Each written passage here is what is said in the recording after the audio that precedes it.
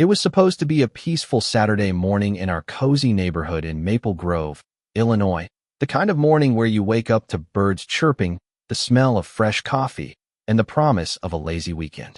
My wife, Sarah, and I had moved into our new home on Elmwood Lane just 2 months ago, thinking we'd landed in suburban paradisitry-lined streets, friendly faces, the whole deal. But that illusion shattered at 6:45 a.m. on October 12, 2024, when Margaret Hensleo, you'll remember that name, launched what I now call her door offensive. I was barely awake, shuffling around in my sweatpants, when the doorbell rang.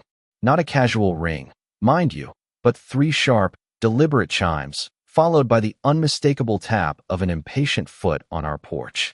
Rubbing sleep from my eyes, I opened the door to find Margaret, a prim woman in her late 50s, clutching a clipboard like she was about to audit my entire life.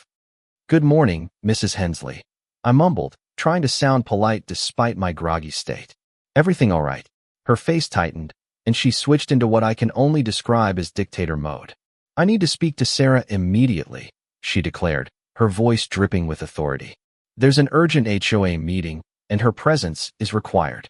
Now, here's the thing. Sarah was in our bedroom, mid-video call, coordinating a classified federal operation called Project Dawn, a high-stakes mission to rescue 15 missing kids across 4 states. I didn't know the full details then, but I knew enough to say, "Sarah's tied up with work right now. Can this wait until later?" That's when Margaret's eyes narrowed, her lips pursing like she'd just bitten into a lemon. "Work?" she repeated, her tone laced with suspicion. What kind of government work happens on a Saturday morning behind closed doors? It was like I'd just admitted to running a secret weapons lab in our garage. What I didn't know then, and what makes this story wilder than fiction, is that Margaret had a reason for her paranoia. Her husband, Officer Daniel Hensley, had died heroically in a 2017 mall shooting, shielding 18 shoppers from a gunman. His sacrifice was legendary, but instead of inspiring Margaret to trust law enforcement, it twisted her into seeing federal agents as magnets for danger. Our neighbor, Mrs. Lopez, later filled me in while walking her labradoodle. "Margaret's convinced the government brings trouble," she whispered as Margaret paced our lawn, scribbling furiously on her clipboard. After Daniel's death, she started thinking closed doors hide threats. Meanwhile, Sarah was in our bedroom, her voice low but urgent, coordinating with the FBI. I caught snippets through the door: target locations confirmed, extraction teams on standby, child safety priority 1. Every word was a potential landmine if Margaret overheard. Trafficking rings monitor police chatter, and one leak could send those kids to new hideouts before rescue teams could act. But Margaret, oblivious to this, was building a case in her head. By 7:15 a.m., she'd escalated from polite knocks to banging on our door like she was serving a warrant. "Sarah, open this door," she shouted. "I'm the HOA president, and I have authority here." Our 10-year-old neighbor, Liam, drawn by the noise, started filming on his phone, sensing viral content for his budding social media page. By 7:45, Margaret was in full meltdown mode, alternating between doorbell assaults and yelling through our mail slot about secret federal plots.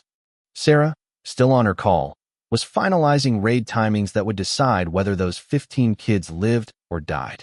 The irony was unreal. Margaret thought she was protecting the neighborhood from a terrorist, while Sarah was literally saving children from traffickers. At 8 a.m., Margaret crossed the line. "Sarah Mitchell, this is your last warning," she screamed, kicking the door. She'd overheard Sarah say, "Operation parameters locked, child extraction imminent," and her paranoid brain twisted it into proof of a trafficking ring. Storming back to her house, she muttered about calling real authorities, and I knew we were in for a storm. Sarah ended her call and looked at me with eerie calm. "Honey, that woman just declared war on the FBI," she said. "In 10 minutes, federal agencies will get a terrorism alert about their own task force leader's home. Margaret's about to learn you don't mess with federal law." In her mind, Margaret had spent weeks building a case against Sarah, her suspicious move-in timing, skipping HOA events, Saturday morning government calls, and refusing to bow to HOA authority. To a normal person, this was just a private citizen with a demanding job. To Margaret, it was a terrorist profile. At 8:30 a.m., she dialed 911, hands trembling with self-righteous fury. "Emergency services," the operator answered. Margaret didn't hesitate. "142, Elmwood Lane. I'm reporting a domestic terrorism cell. There's a woman running secret operations involving children and weapons." The operator, trained for high-threat calls, asked for details. Margaret doubled down.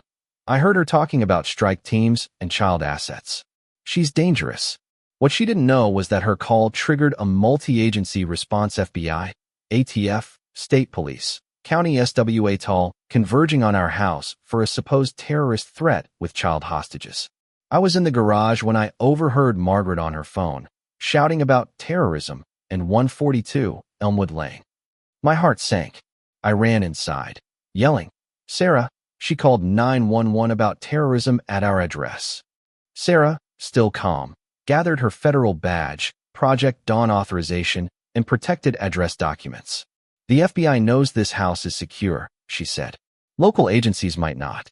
This could get messy, but it's manageable." Outside, Margaret stood smugly in her yard, arms crossed, as sirens wailed closer. Mrs. Lopez, back from her walk, asked what was happening. "I saved this neighborhood," Margaret boasted. "I reported Sarah's terrorist operation." Mrs. Lopez gasped. "Terrorist?" "Sarah mentors kids at the community center." Margaret scoffed. "Perfect cover for a criminal." The first police car screeched to a stop, lights flashing. Officer Daniels, a rookie barely 25, checked his database, confusion etched on his face. "Dispatch, I'm at the terrorism address, but it's flagged as federally protected. Requesting clarification." The response only muddied things. "Federal units en route. Exercise caution with armed suspects." Margaret, thrilled by the response, marched toward Daniel's car. "Officers, the terrorist is inside that house," she shouted, pointing at our door. Then Sarah stepped outside, and the air shifted. She moved with a quiet authority that silenced the growing crowd. Her hands were visible, her posture calm but commanding. Officer Daniels' jaw dropped. "Chief Mitchell," he stammered. Margaret, hearing "Chief," lost it. "Chief of what?" "Some terrorist cell." Sarah handed him her badge.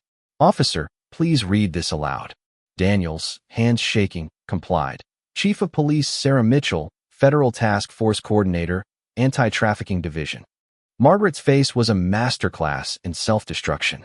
Confidence gave way to confusion, then horror, as she realized she'd called the FBI on the police chief. Sergeant Carter arrived, saluted Sarah, and said, "Chief, we got a terrorism report here. Sounds like a major screw-up." Sarah, ever professional, replied. "Mrs. Hensley filed a false terrorism report and interfered with a classified operation. Let's handle this by the book." By now, 20 neighbors were watching, and Liam's live stream was blowing up, his commentary a mix of awe and glee. "Guys, this is nuts. The HOA lady called the cops on our police chief." Sarah produced more documents: FBI clearance, protected address status, Project Dawn logs. Daniels radioed dispatch, federal authority confirmed. "We've got a situation." Sarah turned to Margaret, her voice calm but razor sharp.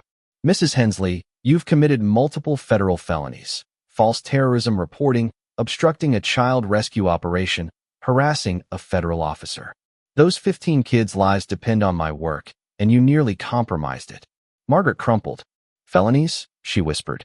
Sergeant Carter laid it out. "False terrorism reports carry 8 years.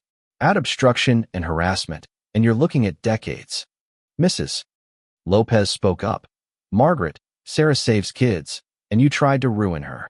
Neighbors nodded, their support for Sarah unanimous.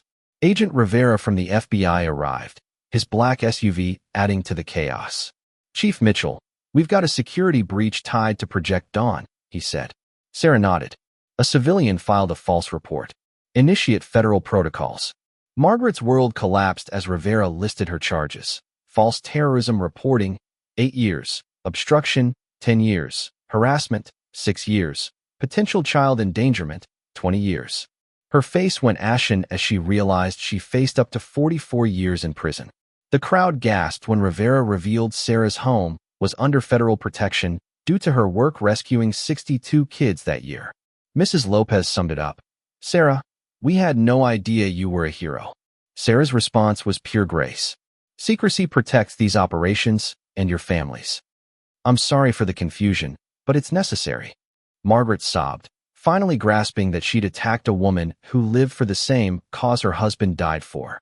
Rivera offered a lifeline, at Sarah's urging, federal counseling instead of prosecution, with strict conditions resigned from the HOA, public apology, 200 hours of community service, 24 months probation, $20,000 in restitution, and a no-contact order with Sarah's family. Margaret accepted, her breakdown raw and public. I called the FBI on someone saving kids, she cried. Daniel would be ashamed. I became the danger he fought. Sarah's reply was firm but kind. Your husband was a hero. Honor him by healing, not controlling others. Within hours, Liam's video went viral 600,000 views, 60,000 shares, trending nationwide under hashtags too brutal to repeat. Margaret became Federal Karen, a meme that spread like wildfire. By Monday, she couldn't shop without whispers and phone snapping photos. The HOA voted 80-3 to oust her, electing Mrs. Lopez in a landslide. Margaret's probation began with Officer Thompson, who warned, "This is a federal precedent. National media is coming." Her counseling with Dr. Evans revealed her actions stemmed from unprocessed grief over Daniel's death, her need to control masking her fear of loss. The internet was merciless. Google searches for Margaret's name yielded 3 million hits, all negative. Late-night shows tore her apart. Jimmy Kimmel quipped, "She called the cops on the cop who saves kids. That's like yelling at a firefighter for putting out your fire." SNL's parody, with Melissa McCarthy as Margaret, was a cultural gut punch. Universities studied the case. The FBI used it in training. Margaret's family suffered too. Her kids faced workplace gossip. Her grandkids lost friends. Her house sold 20% below market, while our neighborhood's value soared 10% as a police chief community. Sarah's Project Dawn succeeded, rescuing 15 kids and busting a trafficking ring. She became a national hero, earning a DOJ award and a book deal. Margaret, meanwhile, completed her probation and apologized publicly at a packed community meeting. "I attacked a woman who embodies my husband's sacrifice," she said, voice breaking. Sarah responded, "Accountability matters, but so does redemption. Honor Daniel by supporting our work." The crowd was polite, but distant healing takes time. A year later, Margaret lives quietly, her reputation shattered. Sarah's a federal icon, her work saving 180 kids and counting. Our neighborhood's safer, with crime down 25% and a new community spirit. Margaret's mistake became a lesson for millions, her viral infamy a warning about crossing federal lines. So what do you think? Was Sarah too lenient letting Margaret off with counseling? Should Margaret have faced prison for endangering kids? Can someone like her ever redeem themselves? Or is viral infamy a life sentence? Drop your thoughts below. Hit that like button if this drama got your heart racing. And subscribe for more wild stories where actions meet consequences.